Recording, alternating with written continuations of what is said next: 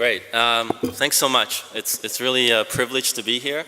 I don't know if there's an Italian, like an ancient Italian saying about not getting in between a room of people and their Camparis, but maybe there is one. So we're going to try to be as efficient as possible here.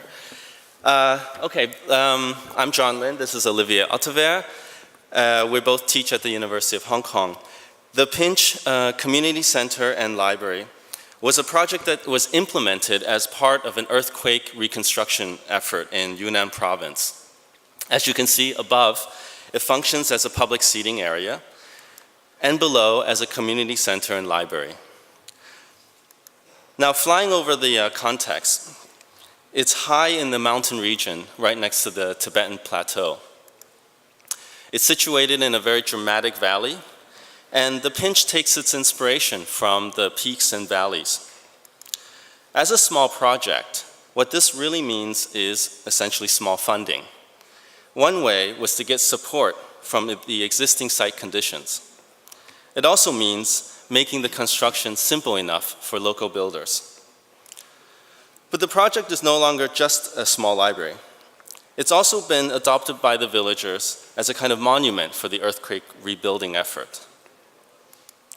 Now, physically, the project is just a single surface, but it expresses itself above and below. The structure moves down, bringing people from the upper road level onto the new plaza. It is a bridge between two levels. And it rises up as a peak, forming a 6-meter-high pitch space filled with light. The project is implemented in 2 phases, with a total cost of just $15,000 US.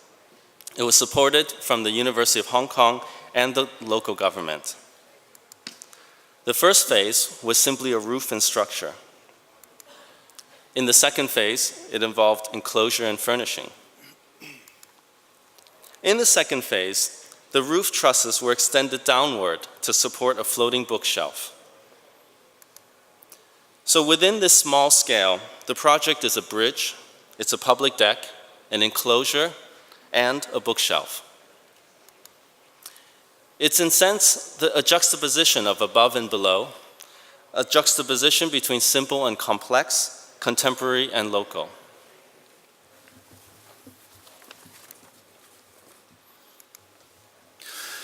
This is the beginning.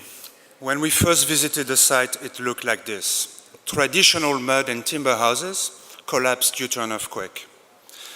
Villagers had been living in tents already for over a year, while rebuilding new houses from concrete frames and brick infills. Initially, we were giving a site for the library, but we chose this one instead. We envisioned that the new building will activate this empty central plaza. We also decided to develop a contemporary timber roof structure in the midst of the new concrete and brick houses. We worked with a local timber workshop in developing an earthquake-resistant structure. The process involved translating the 3-dimensional geometry into local construction techniques and procedure, and using a single timber section of 11 centimeters wide by 3.3 centimeters thick. The structure was generated from gradually changing sections, from a simple door supported against an existing retaining wall, and now I'm walking you through the 17 evolving trusses making up the space below. So, from a simple door into a high-pitch room. The trusses were pre-cut in the timber factory and assembled on site.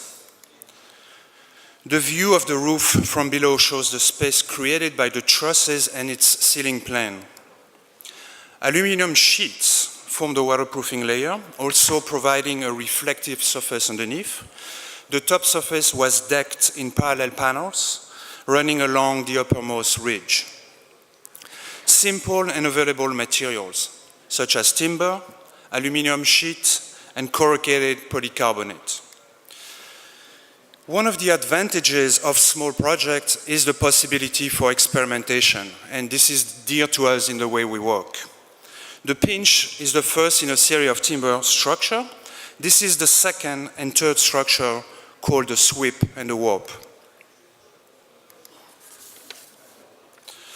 Unlike the pinch, whose trusses are arranged in parallel, the sweep has a series of trusses tangentially cantering out to form a ring, while the warp progresses longitudinally. The sweep is a viewing platform and waiting area for a nearby primary school, also located in Yunnan province. The site is different though. The project extends off the edge of a cliff, but the principal elements are the same. Timber trusses supporting a deck, described in linear or ruled geometry. The sweep was also built by first-year architecture students from the University of Hong Kong and has since become part of the local primary school playground. The warp is the latest project in the series, built last year after another earthquake in Yunnan province. Again, with students from the University of Hong Kong. The site is located along a main road into the village. We designed a roadside market with steps facing the road and a resting area below. Students walk along this road to the local school. This project has also become important to the rebuilding effort. We're focused on the idea of rebuilding communities, not simply houses. So the pinch and its related projects deal not only with an educational facility, but act as a means of architecture education. Working over 4 years with the same timber workshop, we've developed new techniques and the capacity of timber construction in remote Yunnan province. All 3 projects are in fact part of this larger learning process. Thank you.